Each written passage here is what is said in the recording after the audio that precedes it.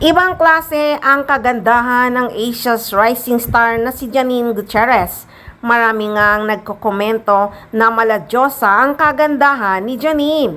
Iba din daw ang kaseksihan ng isa sa mga bida ng Lavender Fields serye ng ABS-CBN Studios. Sexy na raw kasi si Janine kahit naka-two-piece swimsuit o gown siya.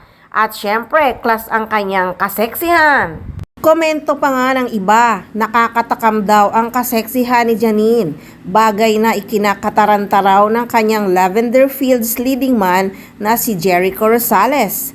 Iba nga raw kasi ang dating ngayon ni Jericho, kahit nga nanliligaw pa lang ito kay Janine ay sobrang open na ng aktor sa sobrang pagmamahal niya sa dalaga.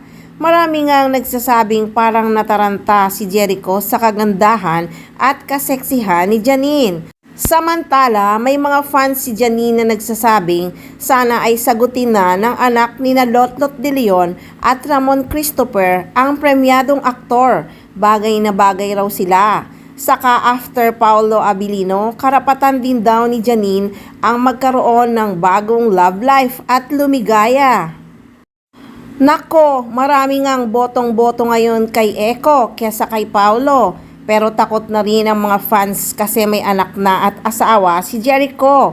Baka magkabalikan pa si Eko at si Kim Jones. Masaktan lang daw ulit si Nini. At babaero din daw si Eko.